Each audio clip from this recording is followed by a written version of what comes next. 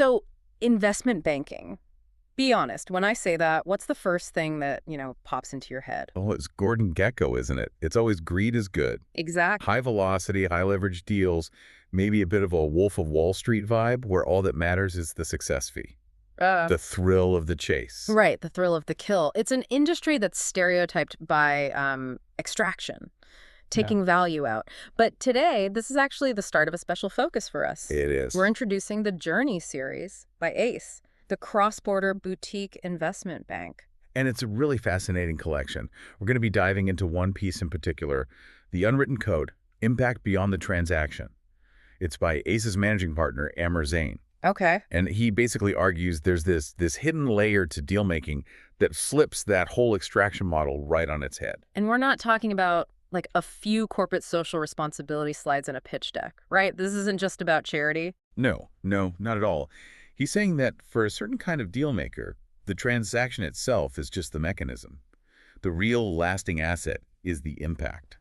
Okay, let's get specific because impact can be one of those buzzwords that just makes your eyes glaze over.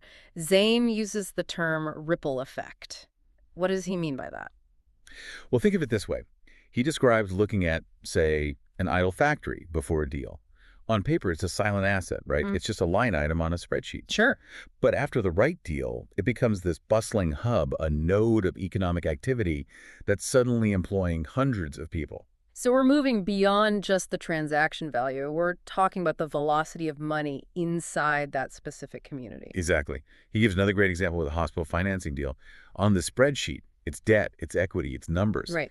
But in the real world, it's a new building where pain is being alleviated, where hope is revived, or an infrastructure project that connects some isolated region to the country's economic heart. It reminds me of the concept of externalities in economics, but we almost always focus on the negative ones. He's talking about intentionally creating positive externalities. And that's what he calls the catalyst for growth. When one of these deal-backed businesses starts operating with that kind of energy, maybe transferring new technology or just modernizing an old industry, it actually forces the competition to step up their game. It raises the floor for the entire sector. But he also brings up a risk angle here too, doesn't he? He contrasts the virtuous cycle with a vicious one. This is, I think, the key insight. If a deal maker ignores the community, say by stripping assets or just running roughshod over local stakeholders, the environment itself eventually rejects them. It makes your next deal harder. It raises your future transaction costs. Significantly. You lose trust. Deals stop flowing your way.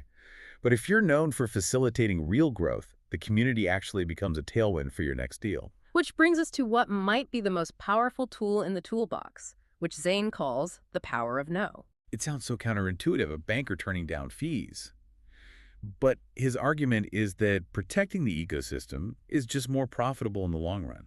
So blocking things like money laundering schemes. Right, or rejecting projects that are designed to misguide investors, basically keeping the bad actors out of the gate. So impact isn't just about what you decide to build, it's also about what you prevent from being built. That's the code. And the really fascinating part, he stresses this isn't written down in some compliance manual on a shelf. He calls it the unrehearsed conversation. Yes, it's that moment, in a quiet one-on-one meeting where the deal maker and the investor, they stop talking about multiples and terms for a second, Okay. and they realize they're actually aligned on the outcome. They both really want to see that hospital get built. They both want that region to be connected. So it shifts from being a purely transactional relationship to a genuine partnership. Yeah. The financial destination is still the same, but the quality of the journey there is completely different. That's what he calls the sweet gift.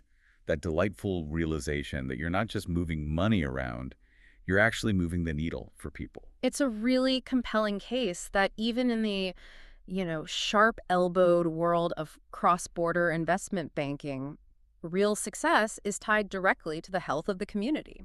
It really makes you think about your own industry in a different light. And that's the question I want to leave everyone with today. If an industry as hard as investment banking has an unwritten code that prizes community impact, what metrics are you ignoring in your own field?